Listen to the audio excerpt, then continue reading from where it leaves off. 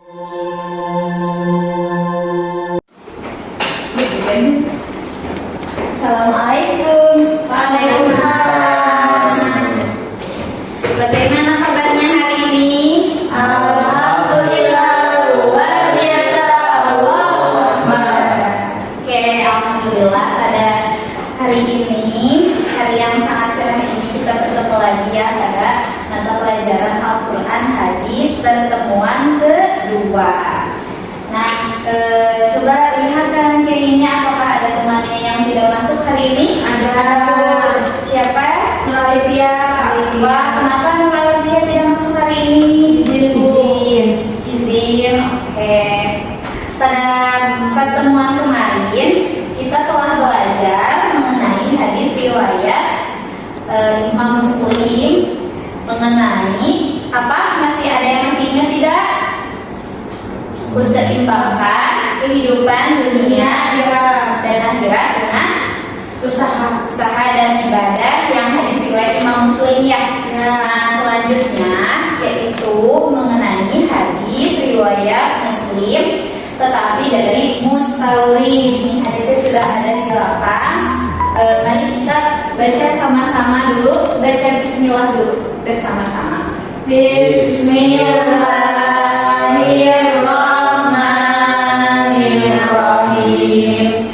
Haddatsana Qaisun qala sami'tu Mustawridan akhbarani Fihrin qala Rasulullahi alaihi wasallam wallahi mad dunya fil akhirati illa mislama yaj'alu ahadakum is'atu hadisi wa asyara Yahya bisababati fil yammi falyanzur bima tarji'. Nah, yang artinya haddatsana Qaisun, diberitakan kepada Qais qala sami'tu Mustawridan, telah berbicara Mustawridan akhbarani Fihrin, ada kabar dari Bani Fihr. Qala Rasulullah sallallahu alaihi wasallam, Rasulullah sallallahu alaihi wasallam bersabda, wallahi mad dunya fil akhirah, demi Allah tidak adalah dunia di akhirat illa misla, kecuali seperti ma yaj'alu ahadakum, sesuatu yang dijadikan oleh jari salah seorang dari kalian, isba'atu hadhihi wa asyara Yahya bisababati fil yami, Yahya berisyarat dengan jari telunjuk di laut, maka perhatikanlah fal yanzur bima tarji', maka perhatikanlah apa yang dia bawa. Nah, pada hadis ini menceritakan bahwa dunia itu seumpama tetesan air laut di lautan yang luas. Nah, umpamanya seperti misalkan kita taruhlah ini air laut ya contohnya. Kemudian ketika kita memasukkan jari telunjuk kita ke dalam air ini, ketika diangkat maka akan mengeluarkan tetesan air yang air dari telunjuk kita. Maka itu diibaratkan sebagai dunia di hamparan laut yang luas. Disebutkan juga dalam Al-Quran surat Al-Hadid ayat 20 diceritakan bahwa manusia itu harus berhati-hati terhadap dunia, karena ada istilah ketika dunia semakin diteguk akan semakin haus. Juga diceritakan dalam Quran surah Ali Imran teman-teman ayat 14 yang artinya dijadikan indah pada pandangan manusia kecintaan kepada apa-apa yang diinginkan, yaitu wanita-wanita, anak-anak, harta yang banyak dan jenis, emas, perak, kuda pilihan, binatang-binatang ternak dan sawah ladang. Itulah kesenangan hidup di dunia dan di sisi Allah lah tempat kembali di surga. Kemudian Allah juga ditegaskan dalam Al-Quran surah Al-Hadid ayat 20, yang artinya ketahuilah sesungguhnya kehidupan dunia itu hanyalah permainan dan senda gurau, perhiasan dan saling berbangga di antara kamu, serta berlomba-lomba dalam kekayaan dan anak keturunan. Seperti hujan yang tanaman-tanamannya mengagumkan para petani, kemudian tanaman itu menjadi kering dan kamu lihat warnanya kuning kemudian menjadi hancur. Dan di akhirat nanti ada azab yang keras dan ampunan dari Allah serta keridhaannya. Dan kehidupan dunia tidak lain hanyalah kesenangan yang palsu. Jadi pada intinya dunia itu tidak ada apa-apanya teman-teman dibandingkan dengan kehidupan akhirat yang selanjutnya akan kita lalui setelah kita menjalani kehidupan di dunia ini. Maka dijelaskan di hadis mustawrid ini perumpamaan tadi bahwa tetesan dunia itu seumpama hanya tetesan yang keluar dari jari telunjuk ketika telah dicelupkan dari telunjuk kita ke dalam air laut. Nah, jadi intinya dunia itu sangat kecil dan sementara yang kekal dan abadi adalah kehidupan yang ada di akhirat. Karena kehidupan kita ini masih sangat panjang dan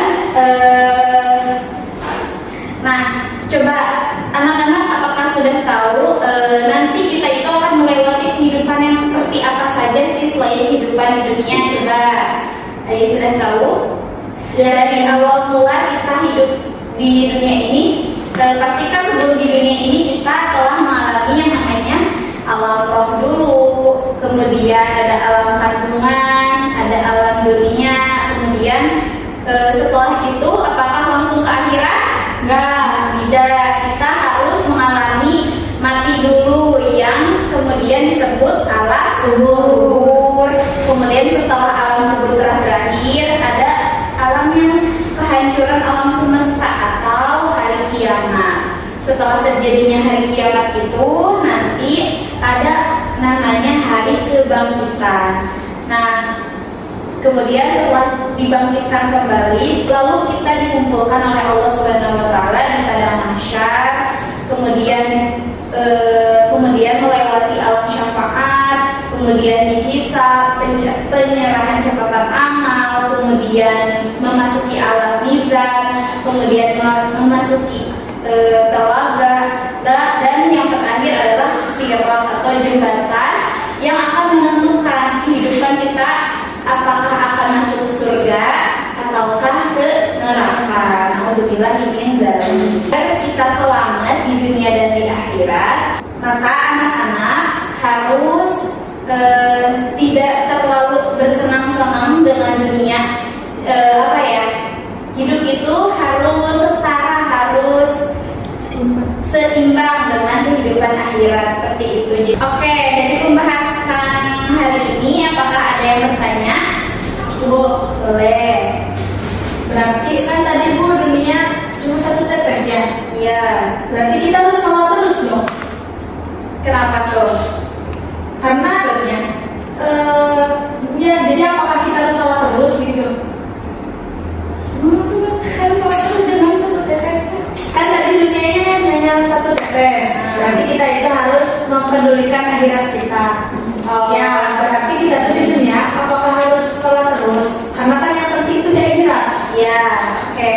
Nah, tidak juga harus seperti itu ya, tetapi kita juga harus menyeimbangkan kehidupan di dunia dan kehidupan di akhirat nanti.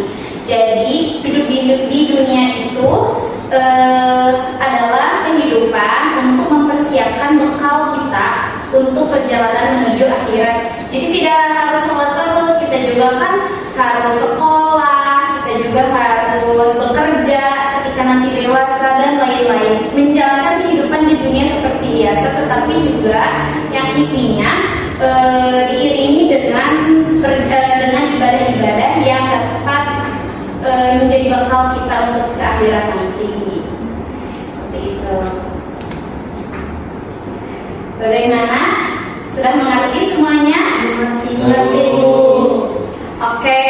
Nah, untuk pertemuan minggu depan, maka teman-teman diharapkan untuk menghafal hadis mustawrid ini ya.